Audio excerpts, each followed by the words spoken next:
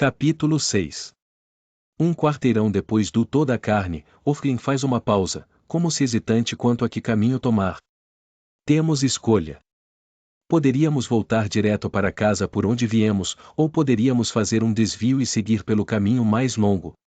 Já sabemos qual dos dois caminhos tomaremos, porque sempre seguimos por ele. Eu gostaria de passar pela igreja, diz Oflin, como se cheia de devoção. Está bem, respondo, embora saiba tão bem quanto ela o que está realmente querendo. Caminhamos, sossegadamente. O sol saiu, no céu há nuvens brancas felpudas, daquelas que parecem ovelhas sem cabeça. Por causa de nossas abas em forma de asas, nossos antolhos, é difícil olhar para o alto, difícil ter uma visão completa do céu ou de qualquer coisa. Mas podemos fazê-lo, um bocadinho de cada vez, um movimento rápido de cabeça, para cima e para baixo, para o lado e de volta. Aprendemos a ver o mundo aos arrancos, em arquejos, como se prendendo a respiração. À direita, se fosse possível andar para lá, há uma rua que levaria você para baixo em direção ao rio.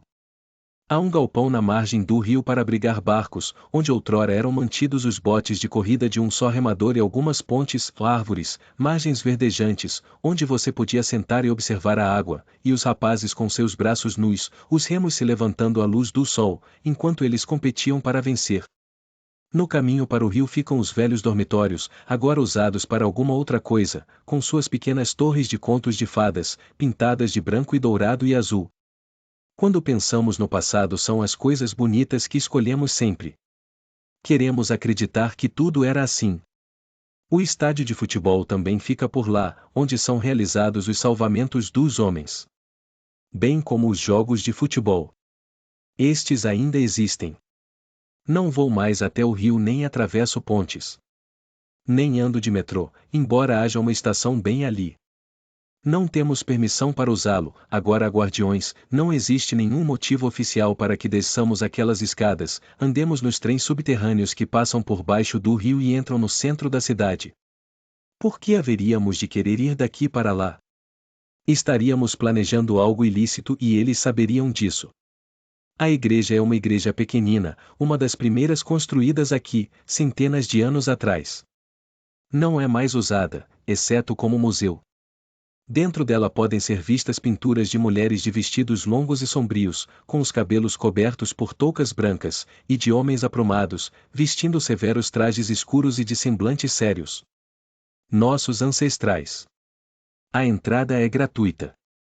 Não entramos, contudo, em vez disso, ficamos paradas no caminho, olhando para o cemitério no terreno ao redor da igreja.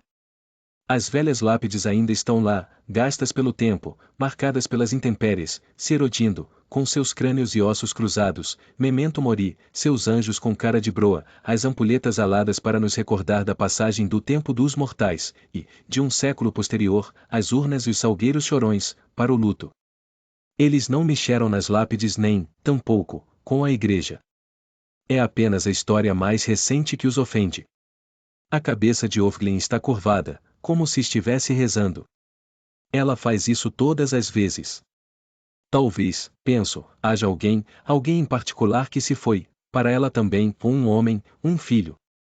Mas não consigo acreditar inteiramente nisso. Penso nela como uma mulher para quem todo ato é feito por exibicionismo, é atuação em vez de um verdadeiro ato. Ela faz essas coisas para causar boa impressão.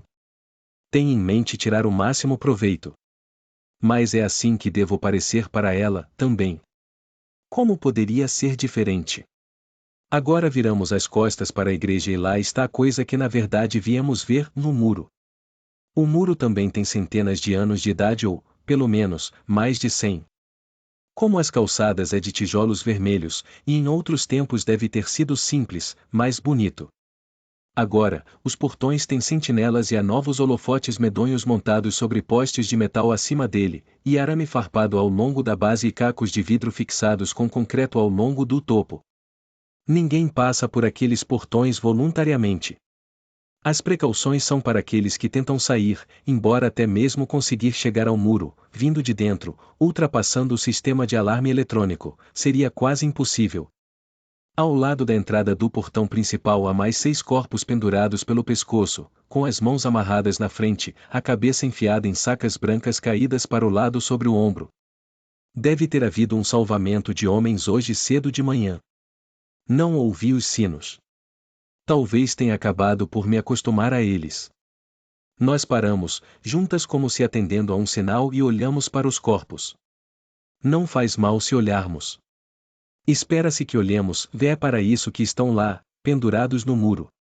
Às vezes ficam lá expostos por dias a fio, até chegar um novo lote, de modo que o maior número possível de pessoas tenha a oportunidade de vê-los.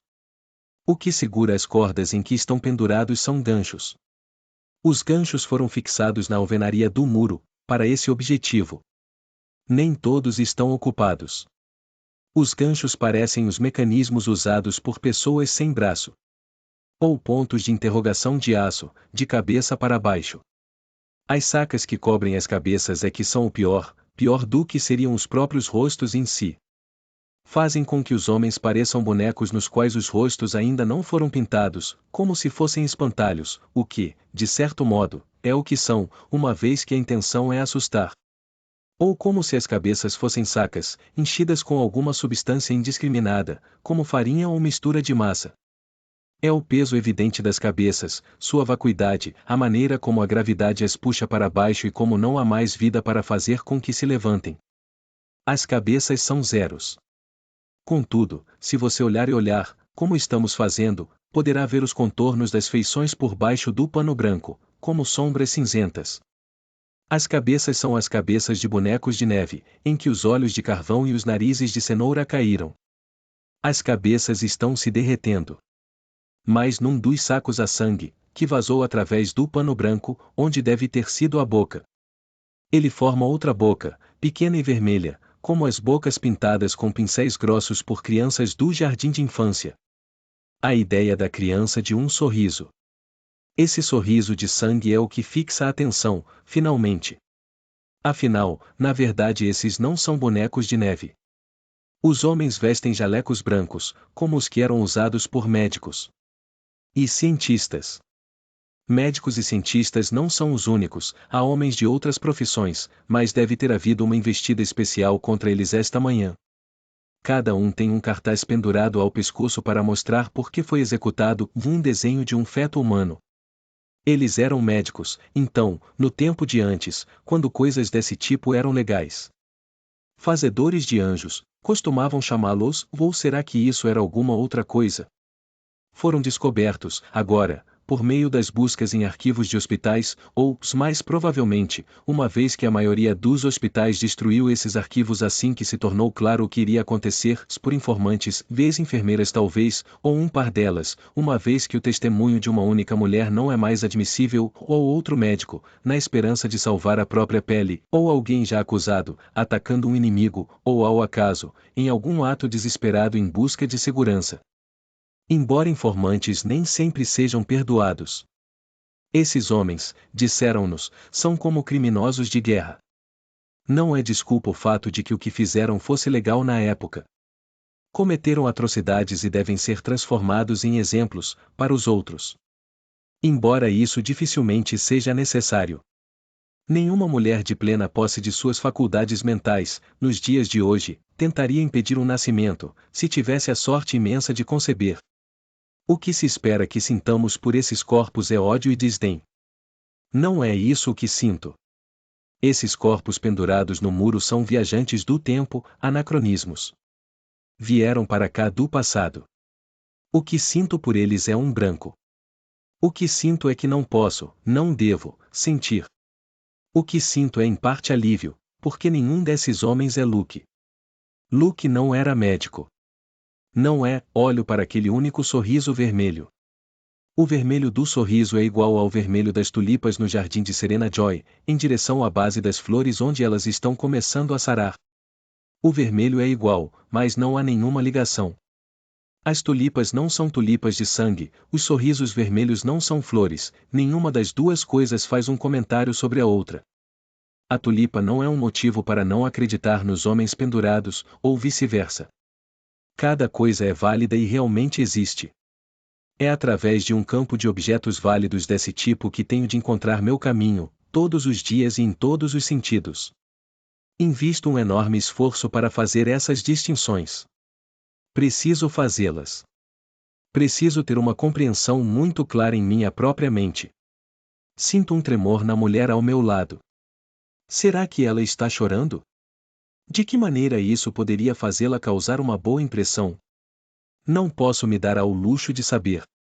Minhas próprias mãos estão cerradas, percebo, com toda a força ao redor da alça de minha cesta.